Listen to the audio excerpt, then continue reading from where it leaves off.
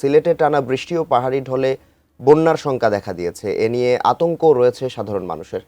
বিস্তারিত জানাতে সিলেট থেকে সরাসরি যুক্ত হচ্ছেন সহকর্মী কামরুল ইসলাম মাহি। মাহি, শুনতে পাচ্ছেন নিশ্চয়ই। সিলেটে বন্যা পরিস্থিতির কি অবস্থা দেখতে পাচ্ছেন? পানি উন্নয়ন বোর্ডের পক্ষ থেকে কোনো তথ্য বা কোনো ধরনের আপডেট আপনি জানতে পেরেছেন কিনা জানাবেন।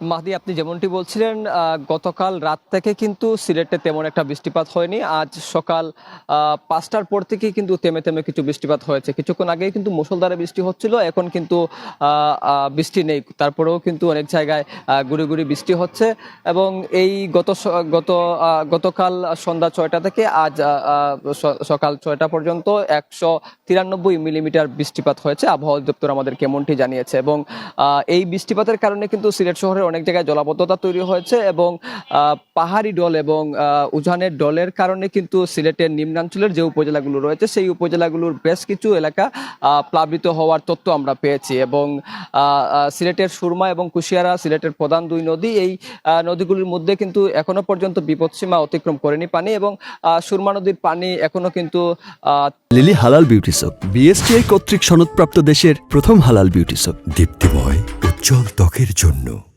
3.35 সেন্টিমিটার বিপদসীমার নিচ দিয়ে প্রবাহিত হচ্ছে। অপরদিকে সুরমা নদীর কানাইঘাট পয়েন্টে কিন্তু বিপদসীমার কাছাকাছি পানি অবস্থান করছে।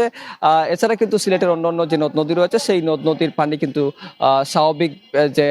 স্বাভাবিক সময়ে যেভাবে বাড়ে বৃষ্টিপাতের সময় সেভাবেই কিন্তু বাড়ছে এবং এই বৃষ্টিপাতের কারণে সিলেট শহরের যে জলাবদ্ধতা তৈরি হয়েছে সেই জলাবদ্ধতার কারণে কিন্তু সিলেট সিটি কর্পোরেশন ড্রেনেজ ব্যবস্থা, পরিষ্কার পরিচ্ছন্নতা সহ নানা রকমের কার্যক্রম নিয়েছে এবং আগাম বন্যার যে সতর্কতার কথা বলা হচ্ছে সেই সতর্কতায় কিন্তু সিলেট জেলা প্রশাসনের পক্ষ থেকে নানা ধরনের প্রস্তুতি নেওয়া হয়েছে। ইতিমধ্যেই কিন্তু যে নিম্নাঞ্চলের যে উপজেলাগুলো রয়েছে গোয়াইনঘাট, খানাইঘাট, জৈন্তাপুর এসব উপজেলার নির্বাহী অফিসারকে কিন্তু বন্যা সতর্কতায় সতর্ক অবস্থানে থাকতে বলা হয়েছে এবং যেহেতু বন্যা পরিস্থিতি এলে কিন্তু যে মানুষকে উদ্ধার তৎপরতার জন্য নৌকার একটা সংকট দেখা দেয়, তাই কিন্তু নৌকা সহ আগাম যে প্রস্তুতি, আশ্রয় কেন্দ্র সহ সব ধরনের প্রস্তুতি কিন্তু নিয়ে রাখা হয়েছে। তো এই ছিল সিলেট থেকে আমার কাছে সর্বশেষ। মাহদি।